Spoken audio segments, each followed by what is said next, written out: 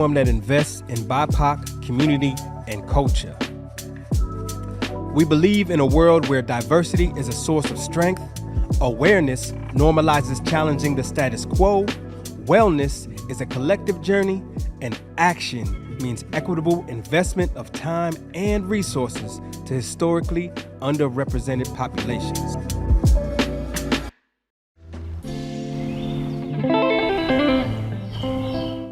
You know, when I moved to Austin, the saying was, keep Austin weird. But there's nothing weird about displacing an entire community of people. My dad's born 1959. He was in the house since he was 4 years old. The house is no longer in the family. We don't own it anymore. I've seen a lot of our historical landmarks and our Black history here in the city be altered. St. John's was a predominantly Black community at one point. It's a really scary thing, you know, because for a person who is born and raised here, it kind of lives like you're being stripped of who you are. They were already starting to plan to tear down even like the hospital I was born in. You know, this isn't the same city that we moved to 14 years ago. It's really taken a toll on a lot of folks here in town. As much as this city is super welcoming, I do think that there's just a lot of people that go under the radar and like their needs go under the radar or they can't find the space. And I think that DAWA works really hard to create that space for that group of people. The acronym is Diversity, Awareness, and Wellness in Action. I chose DAWA to have that foundation of healing from the very inception of it. It's like a prayer. DAWA is medicine. It's a Swahili word that means medicine. So DAWA has 4 areas of focus. They have the DAWA Fund, raising money, giving cash in hand to those in need. You don't know when your next check is coming, so it was super helpful in like easing my mind and like helping me to not stress during that time, feeling supported, still feeling purposeful, and just having that as a resource and support to lean on made a crucial difference for me. I was working for a commercial investment firm with their maintenance division, and I was kind of fed up with the way I was being treated, and that kind of came to a head one day when my boss made a significant remark, and this was around the George Floyd and a lot of Black Lives Matter acts. When he called me and he said that someone had a bag of mulch and had put their foot on the mulch and said, "What does this look like to you?" That kind of shook me up, and I actually had my first anxiety attack that day. He was just like, "Mom, I can't do this. It's not safe." I'm scared. I'm like freaking out. I can't move. And she's like, well, breathe. I was like, I can't. And I was just like, then it's just time to go. That's what really was the straw that broke the camel's back. And then the next thing he told me was just like, I just got a grant from DAWA. Just the next thing you know, he's self-employed, a Black-owned business owner. It really felt like somebody saw me and was like, you need this. I want to help you. I want to see you grow. And that's exactly what it was, and that's exactly what it did. To be themselves, to follow their passion as educators, to follow their passion as caretakers. When you invest in DAWA, you're investing in them, in that community, in their work.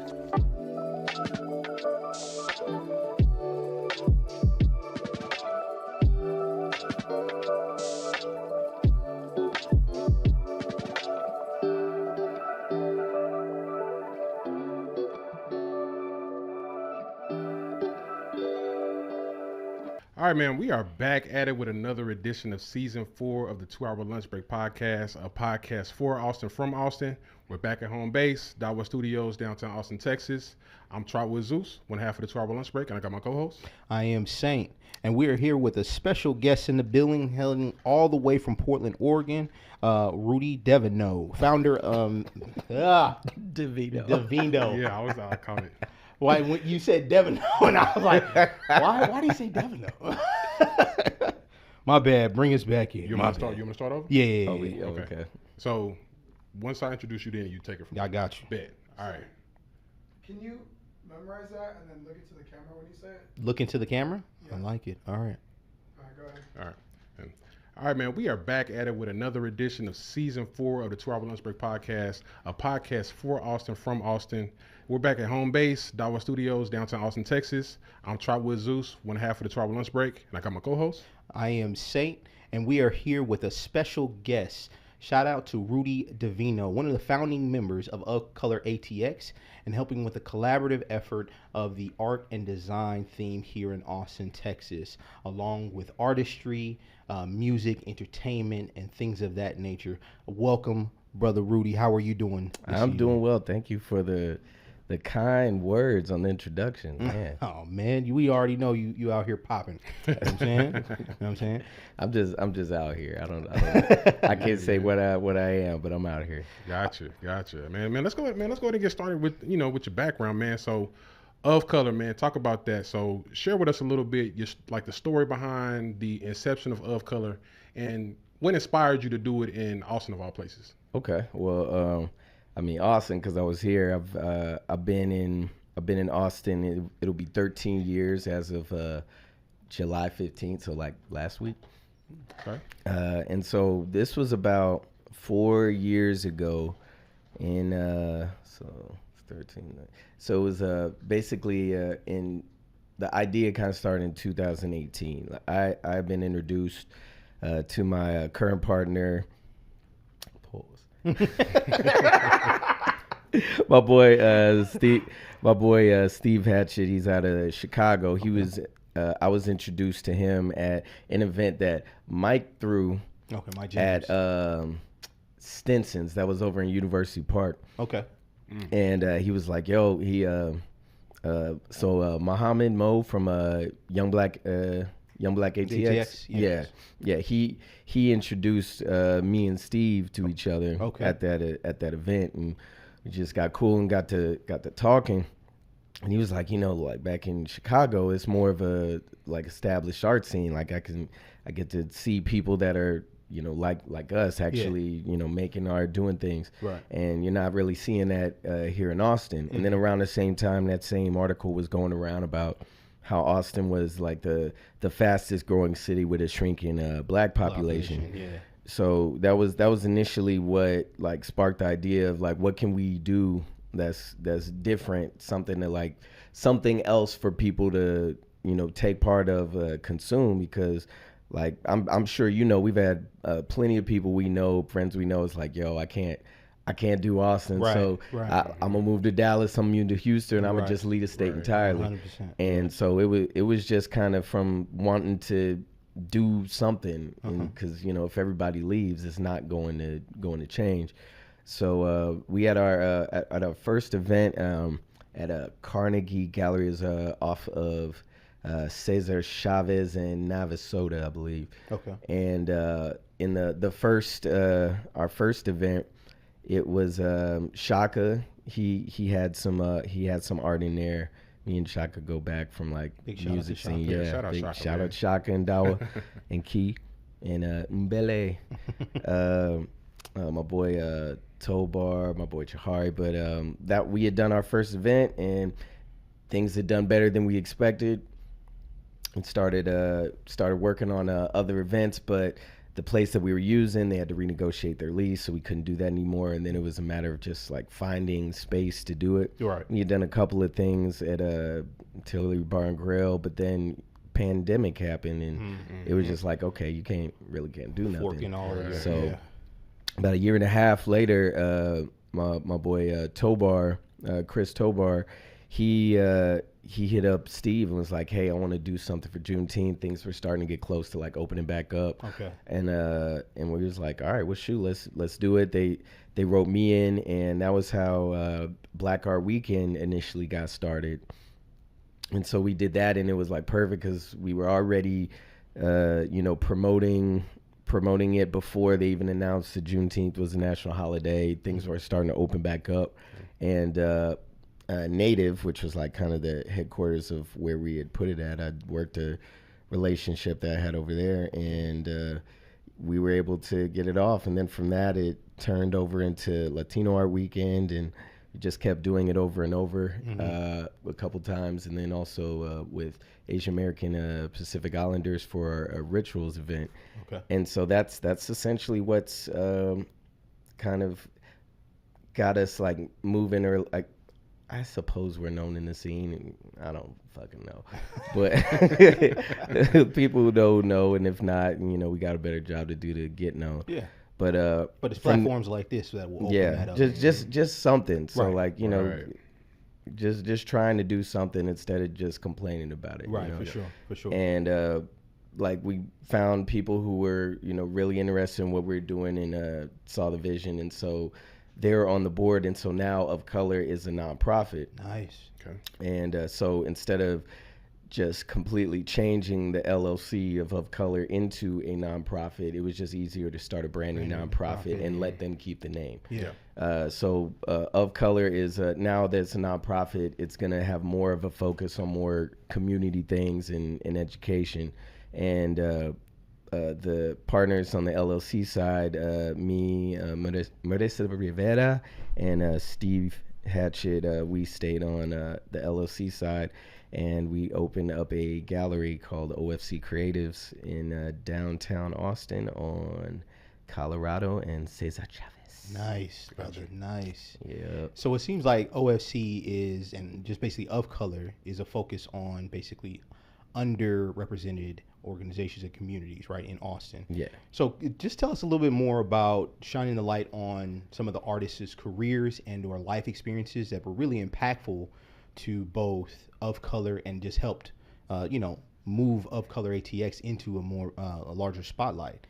I mean, I think it's just a matter of giving people a chance and an opportunity. It's like, you know, we don't really have much, but we're able to work relationships to, you know, get the money to put on the events. And for a lot of different artists, it was their first time getting remotely even a gallery like experience to have your work on display and for people to see it and also purchase it. Right.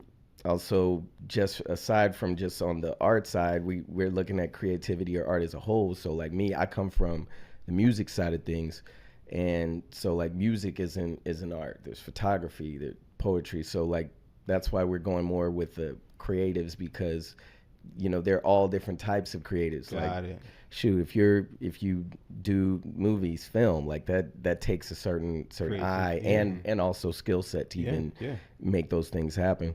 A few things that I'd heard from one person is I think it's A3C art. I feel so bad I don't remember, but he's got this really dope style, and he was saying like I was telling him like, yo, your stuff is like really good, like what are you doing right now? Like it's like, you know, I'm still working. I was like, well, dog, like whatever you can do to find a way to do that more is do it because like, you know, when you see somebody who has a gift and has a real strong talent, it's kind of like man, you feel bad for them that they're not doing what they should be doing. It's like clearly you should be doing this.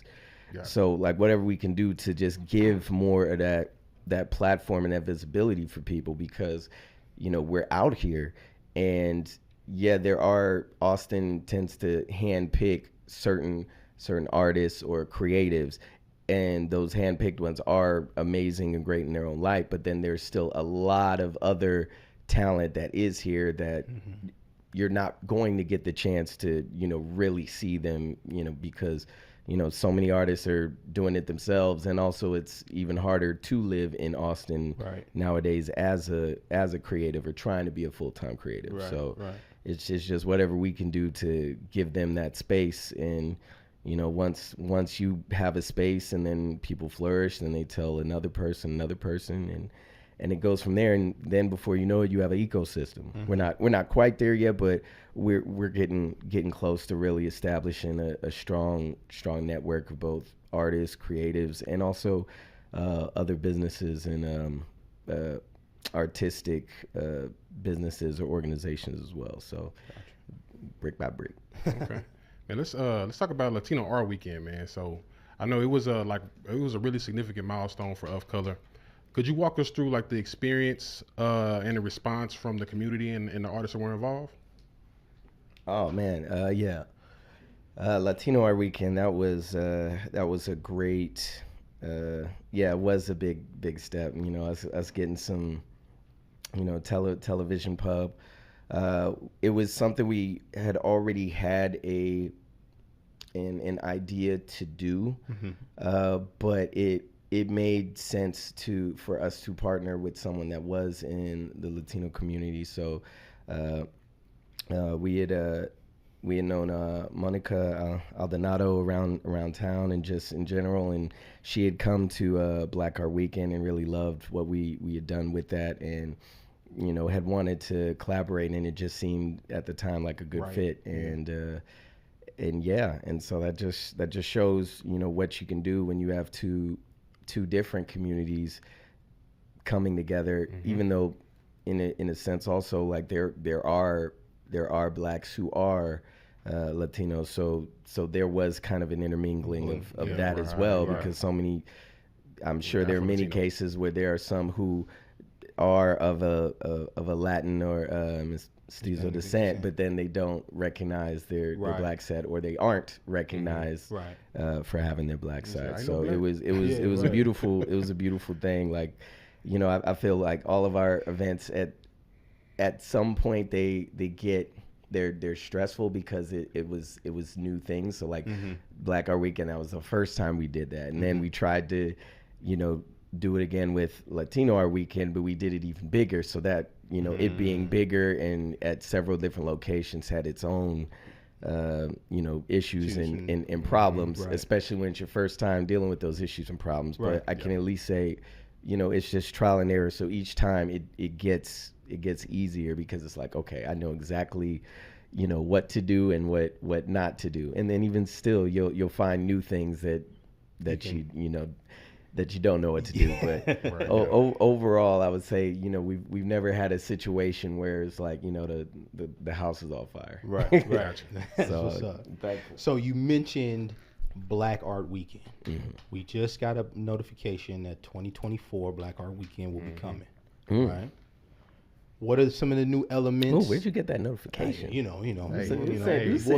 talked off air. Hey, boys, be researching, boys man. be researching, man. Do our due diligence. So allegedly, right? Yeah, allegedly. Yeah. Black Art Weekend 2024 is coming back. What can some of your audience expect as far as surprises, or attendees can expect as far as new creative things that you guys hope to put into the fold? Allegedly, of course. Well, what I will say is you can expect what you've seen before and better.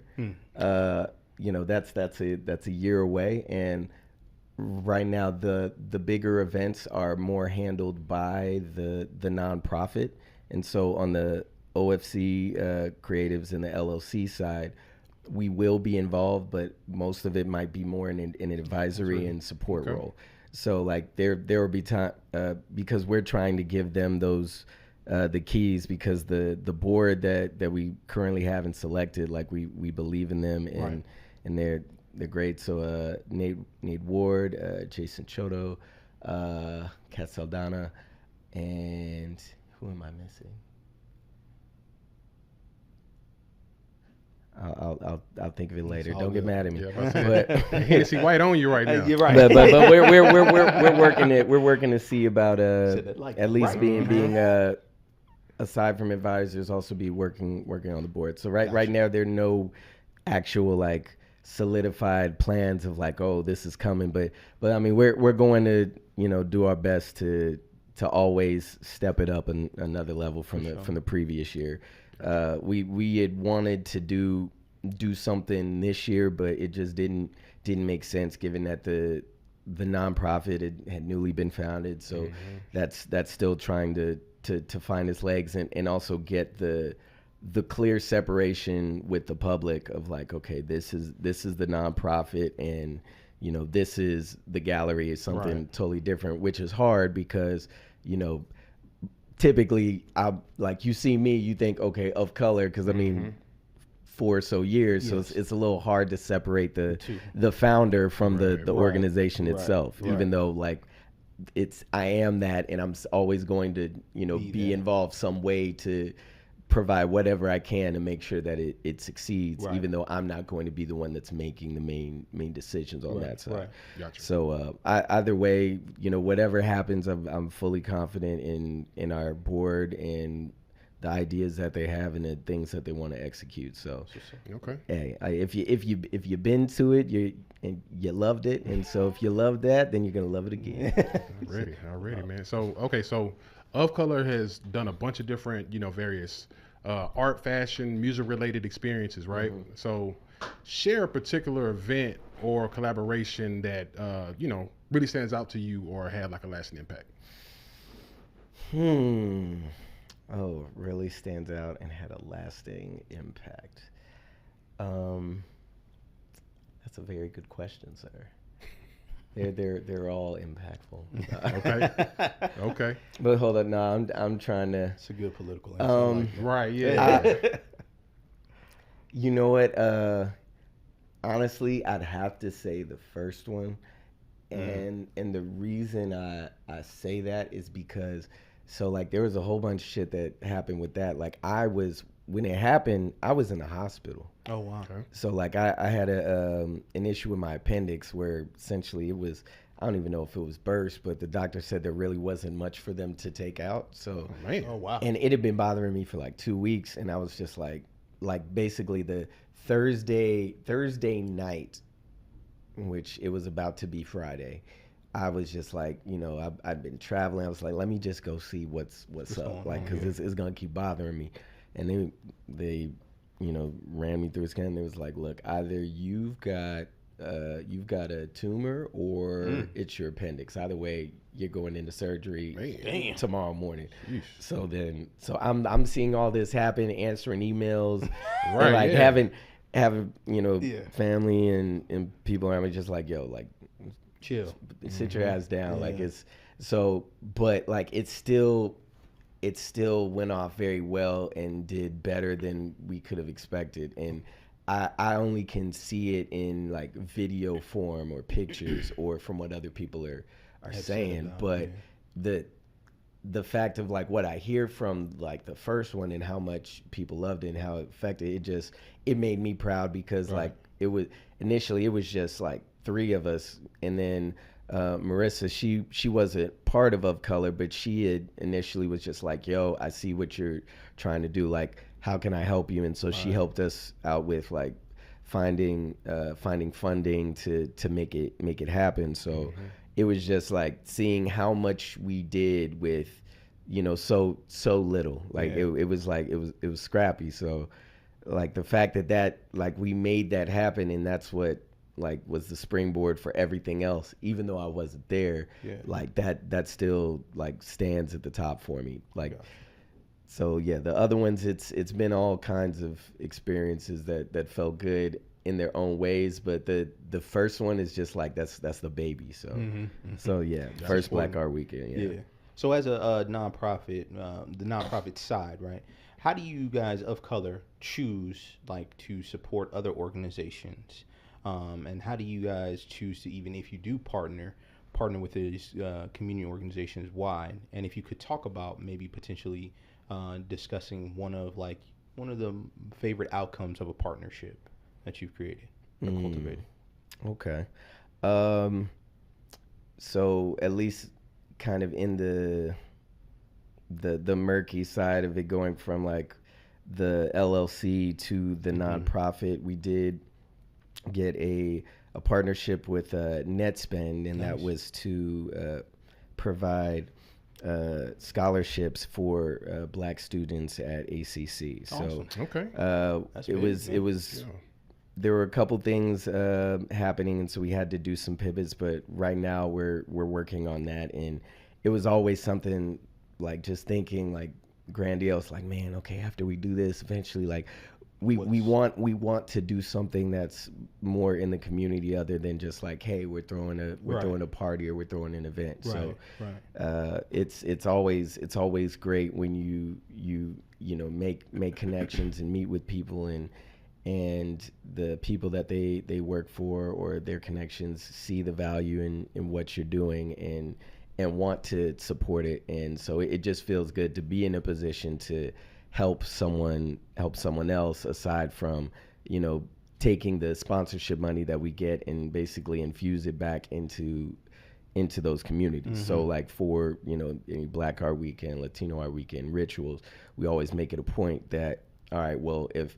this is going to be a Black event, then we need a very large majority of all of our vendors to be Black. Right. And generally it's only the only case where we don't use somebody that's from that particular community is when either like time constraints, and it's just like, hey, I just have to go with the person I know who I know is going to just get the job done, or if it comes down to, you know, we're really we're looking at the budget and it's to a point where it's like, well, we have to go with this other option. But in every event that we've ever done, it's always at least been 80 to 90% for that particular community. So Black Art Weekend, 90+% Black vendors. Latino Art Weekend, same thing with rituals. So it's all about, you know, of course, like bringing entertainment and having a good time, but it's also like, what can you do to give back? Because it's like, well, hey, it's not my money, so I might as well make this happen and also help support other people as well. So Gotcha. So yeah, that's where it is. Okay. So we had talked about it off air. So you moved around a lot, like as a kid before settling in Portland, right? And for a lot of people that don't know, you're an Army brat, right? And I'm sure that's influenced like your worldview. So tell us a little bit about like how a diverse upbringing like that shaped your approach in promoting like diversity and inclusion of color. Okay. Well, being an Army brat, it's like I'm second generation. So like my grandfather, my mom's father, he was a sergeant. Okay. Drill sergeant. So me and my mother were born in Germany. Okay. And then my mother had joined the Army and met my father in the Army in Germany. Oh, wow. Gotcha. Yeah. But going from there and moving around, I was, well, difference for me is in most cases, I was generally like the Black kid or a few, you know, Black kids. And I think like up until like 5th grade, it was like private school. And then we moved from Alaska to Texas. Alaska to Texas. So when it hit the summer and like the snow and ice started melting, we drove from Alaska down to Texas. That is brutal. That sounds brutal. It was. And see, my dad would always like to just have it so it's me, my dad, my mom, and my younger sister Erin. And so it'd be all of us, then whatever we had in the car, then whatever shit he had packed up in them little like kangaroo containers on the top of it. So yeah, my dad would always wonder like, oh, why aren't y'all like doing road trips? It's like, I'm cool with a road trip. I just don't like riding with all the shit. Right. Yeah. So it's like, I want to be, if I'm gonna be in this car, I want to be comfortable. Right. But so yeah, like once I got to Texas, so my dad was working in Fort Hood, St. Killeen, went to Rancier Middle School, and then left from there and went to Belton Middle School. And then my parents split. My dad stayed in Texas. Me, my mom, my sister went back to Portland. And so I would always come back and visit Texas. And I'd even come back for like my junior, like half my junior year. And then my dad's mom, my grandmother, she was back in Portland. She had cancer. So then we all left and went back to Portland. Okay. But then eventually my dad came back to Texas and had been here. So Texas has always been a second home for me. But as far as you know, diversity that's just the thing is like, you know, I'm from Portland, which is a very white state. Like back in the day, like, you know, historical tip, they used to advertise Oregon as a haven, like because white flight, like, so it's like, White's hey, you can come out here. Ain't no niggers. And at one point Portland used to have the highest membership of the KKK on that side of the Mississippi. Wow. Oh, wow. Yeah. So it's funny, like Texas and Oregon are very similar because like even though Oregon is, you know, in Northwest, they're still country. Right. And so there's still people who have farms. There's still cowboys and stuff, but it's just a completely different kind of. But then there's also hippies and then.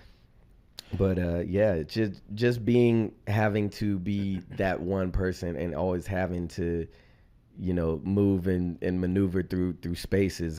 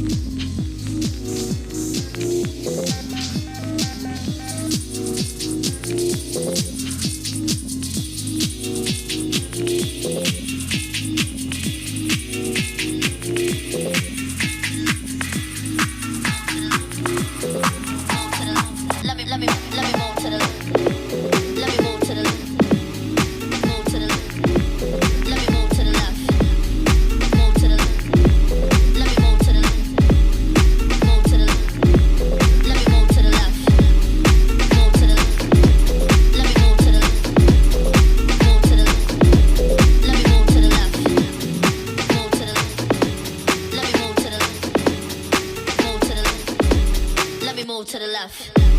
Let me move to the left. Go ahead, let me feel myself. Touch my chest, my sweat. Show the DJs how I shake my breasts. Let me move to the left. Go ahead, let me feel myself. Touch my chest, my sweat. Show the DJs how I shake my breasts. Everybody in the club go to work. Tight jeans, pop shirt, short skirts. I'ma rock to the beat till it hurt.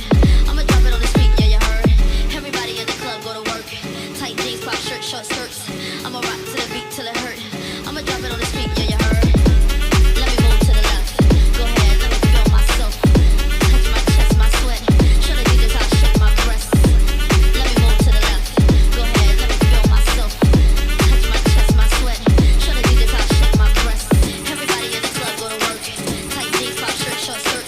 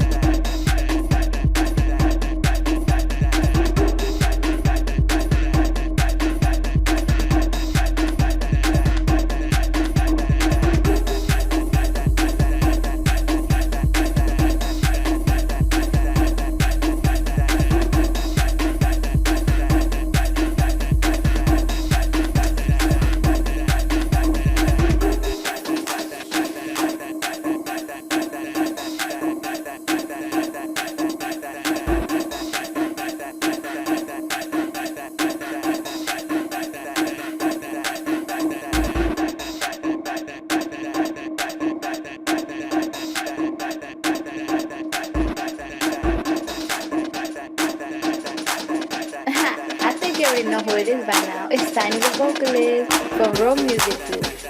Ladies, arch your back, back, back, back, back, back, back, back, back, arch your back, back, back, back, back, back, make it bounce, back, back, back, back, back, back, back, back, back, back, back, back, back, back, arch your bounce, back, back, back, back, back, back, back, bounce, back, back, back, back, back, back, make it bounce, back, back, back, back, back, back, back, bounce, back, back, back, back, back, back, make it bounce, back, back, back, back, back, back, back, bounce, back, back, back, back, back, back, make it bounce, back, back, back, back, back, back, back, bounce, back, back, back, back, back, back, make it bounce, make it bounce, bounce, bounce. Can you do a split on a dick and bounce, bounce, bounce, bounce, bounce, bounce, bounce, bounce, bounce, bounce, bounce, bounce, bounce, bounce, bounce. Can you do a split?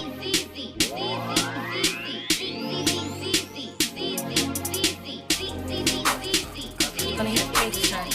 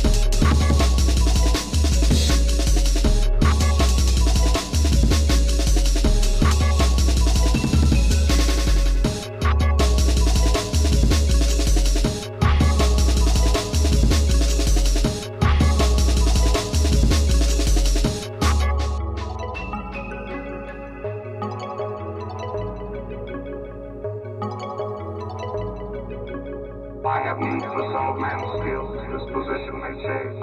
And we are living under the threat of extinction. If you obey me, you will survive. Survive.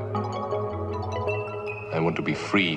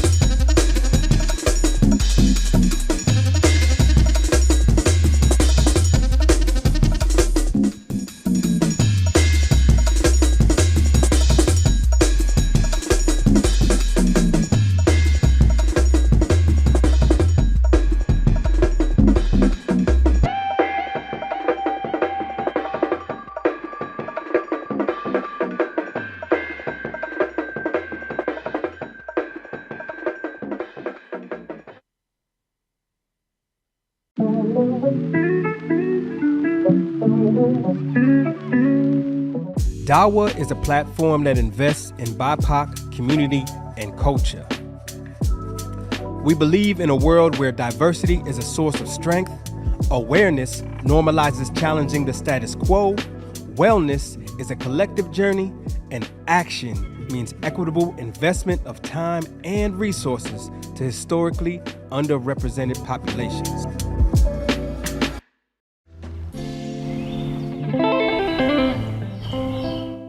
You know, when I moved to Austin, the saying was, keep Austin weird. But there's nothing weird about displacing an entire community of people. My dad's born 1959. He was in the house since he was 4 years old. The house is no longer in the family. We don't own it anymore. I've seen a lot of our historical landmarks and our Black history here in the city be altered. St. John's was a predominantly Black community at one point. It's a really scary thing, you know, because for a person who is born and raised here, it kind of lives like you're being stripped of who you are. They were already starting to plan to tear down even like the hospital I was born in. You know, this isn't the same city that we moved to 14 years ago. It's really taken a toll on a lot of folks here in town. As much as this city is super welcoming, I do think that there's just a lot of people that go under the radar and like their needs go under the radar or they can't find the space. And I think that DAWA works really hard to create that space for that group of people. The acronym is Diversity, Awareness, and Wellness in Action. I chose DAWA to have that foundation of healing from the very inception of it. It's like a prayer. DAWA is medicine. It's a Swahili word that means medicine. So DAWA has 4 areas of focus. They have the DAWA Fund, raising money, giving cash in hand to those in need. You don't know when your next check is coming, so it was super helpful in like easing my mind and like helping me to not stress during that time, feeling supported, still feeling purposeful, and just having that as a resource and support to lean on made a crucial difference for me. I was working for a commercial investment firm with their maintenance division, and I was kind of fed up with the way I was being treated, and that kind of came to a head one day when my boss made a significant remark, and this was around the George Floyd and a lot of Black Lives Matter acts. When he called me and he said that someone had had a bag of mulch and had put their foot on the mulch and said, "What does this look like to you?" That kind of shook me up, and I actually had my first anxiety attack that day. He was just like, Mom, I can't do this. It's not safe. I'm scared. I'm like freaking out. I can't move. And she's like, well, breathe. I was like, I can't. And I was just like, then it's just time to go. That's what really was the straw that broke the camel's back. And then the next thing he told me was just like, I just got a grant from DAWA. Just the next thing you know, he's self-employed, a Black-owned business owner. It really felt like somebody saw me and was like, you need this. I want to help you. I want to see you grow. And that's exactly what it was, and that's exactly what it did. DAWA Studios is a content creation studio for the BIPOC community. DAWA is about that action. It's not just random letters. There's no separation to me between art and community. Like, art is one of the most powerful tools to build community and bring people together. And that's something that I've always kind of known innately, but also something I've explored and grown in terms of my ability to do that. There's a lot of people who said they were going to be doing X, Y, and Z, and it always happens like that. But then there's also a population of people who actually do the work. In partnership with South by Southwest, Vision 8291 focuses on centering and elevating the work of visionary BIPOC artists and leaders with the intention of annually raising funds to directly support the work of Austin BIPOC-led grassroots organizations. And the Black Lives Music Fund creates artist education and economic initiatives to help recipients build sustainable music careers.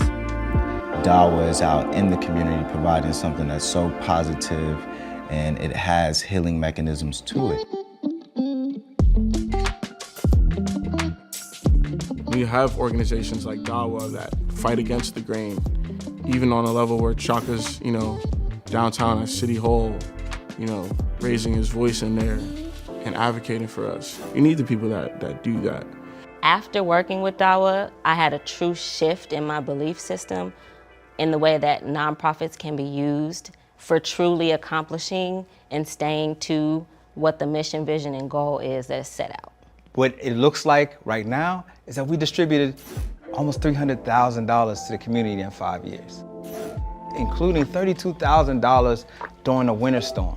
When he seen that Weekend was actually out there putting our lives at risk, DAWA called and asked what they could do to assist and gave us a donation, which helped us buy most of the resources actually that we gave away. The work that the social worker does, the work that the teacher does, the work that healthcare providers, those that take care of our elderly, their work is so essential. So when we support that specific group, we are supporting an entire community. It feels good to know that there are people who are willing to invest and those of us who are out in the community trying to make a difference. They invest in us all the time. It's time for us to return the favor. I mean, this is what makes Austin weird. This is what makes Austin great. Leaders like Shaka that really want to build a community, and it starts at that grassroots level. When I think of DAWA being here for a long time and evolving, I think of more healing, more medicine, and more opportunities and resources for Black and brown people within the city. DAWA means building the capacity of givers to give. The future for DAWA is making giving to the givers a national movement. I've put my time, my sweat, my energy into this place that I love, and I have to make sure that myself as a giver, the generations that come underneath me, know that they have a place here. So if you are someone that has been moved by a teacher, if you are someone that's been moved by works of art